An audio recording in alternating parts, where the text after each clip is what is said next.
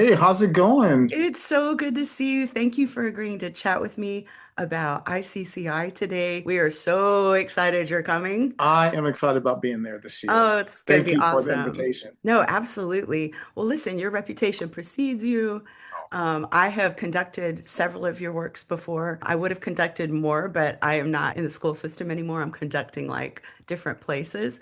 But of course, I know Bon Sayaba because Yeah. everybody knows Bon Sayaba. If you don't know Victor Johnson's music, you need to learn it. I was just going to let you start by saying how we know each other. So, do you remember how we know each other? I remember last year I reached out to you and asked that if you would be interested in maybe submitting something or working on some pieces together. And that was the initial reason that we talked. But we had like probably what an hour-long conversation. No, it was like we And were separated I at birth. know it was like, okay, here's my best friend. It was just so comfortable and we just clicked automatically. So I Aw, think I it felt was last year, right? Yeah, and I felt Yeah. the same way about you. Like, you're just so easy to talk to, which is one of the reasons I know the students will love you is Oh, because you're just so easy to talk to, but you're also humble, yet really experienced and really know what you're doing.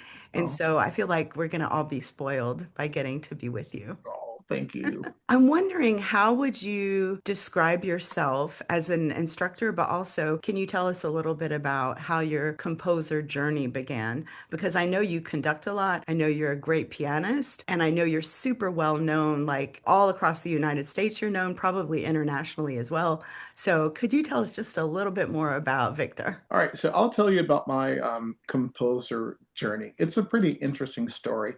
So I was in seventh grade, and we had this textbook called The World of Choral Music. And in that book, there was an interview with Emily Crocker Oh my about gosh. composing. And so I was like, oh my gosh, this is so cool. I want to be a composer. So my piano teacher, she worked with me. I would write piano solos, but she said, don't write choir music. You'll never make a living writing choir music. You only Wrong. need to write piano music. And I was like, Oh my gosh. I'll show you.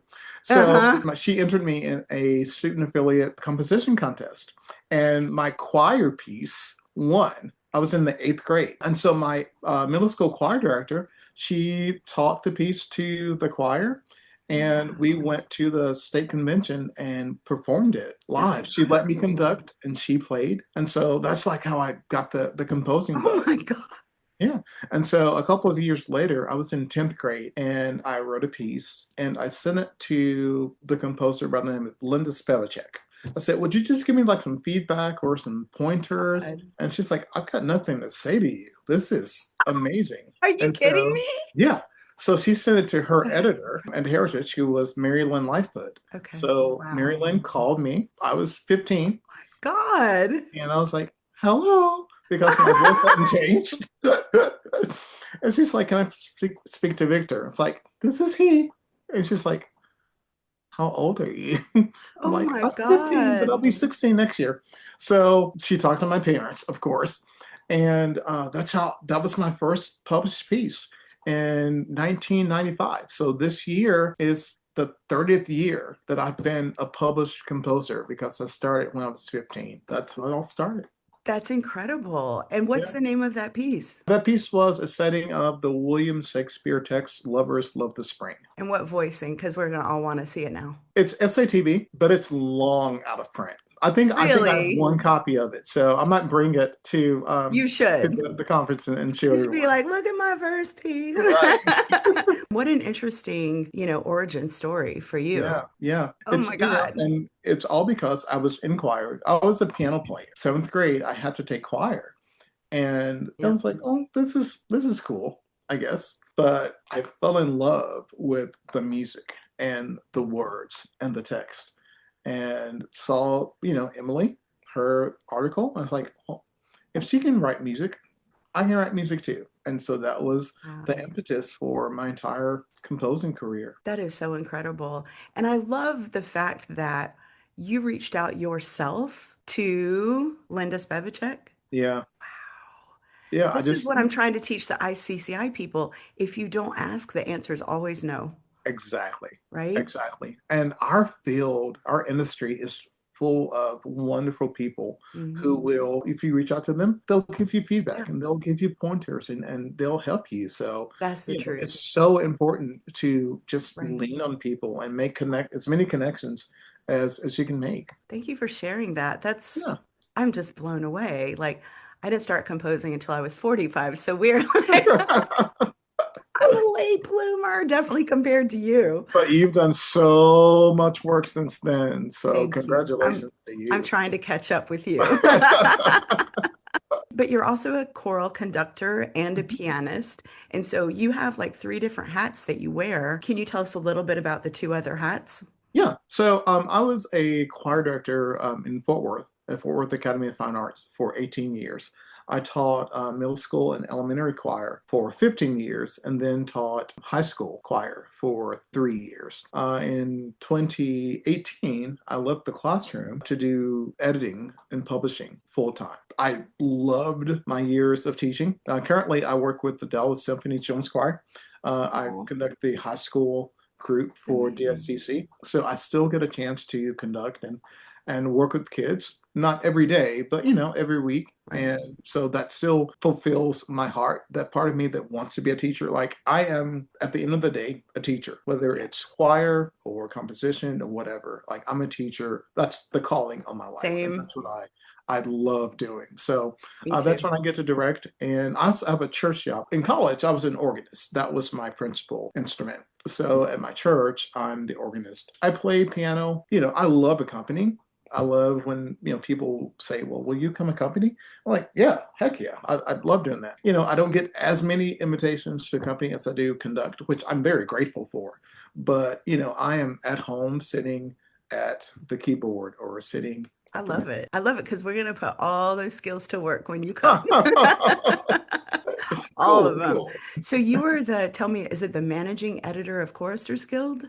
So I'm the school choral editor. We Okay. have three divisions. We have handbell, sacred, and school. So I'm the Okay. school choral editor at Chorus Skill. Right. So we're really excited you're coming because one, our students get to work with somebody who's been in the field for 30 years, which is crazy. And you know all about from children to adults and everything in between as far as writing, but you also have taught all those ages. Yeah. And you also know about the gigs. You can accompany them, help them hear their music on the keyboard. Like if they need help with like if they want to conduct it, you're there. Like, I mean, goodness knows, whatever they need, you can help.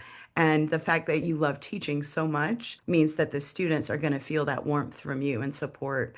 And that's usually what they need at this stage because a lot of them are just now wanting to get published or try to get published. Right. So we have a lot of newer composers who are definitely talented, but are just now kind of dipping their toe in. So we also are going to get to hear from you about like the publishing side from you and what the publisher, Victor Johnson, is looking for, because those are the things they also want to know. So we're super excited you have so many hats because it comes in really handy, right?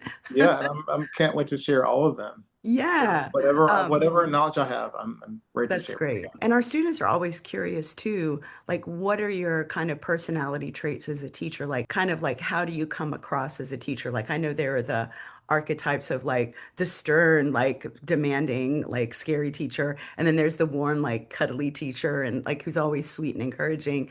And like kind of where do you fall in that and how would you describe yourself? I fall along the lines of more of the warm, fuzzy, Yeah. encouraging type because all of my teachers who have made impacts in my life, that Mhm. was the way they were. I feel like you can teach, you can get concepts and objectives across without necessarily being demeaning, Yeah.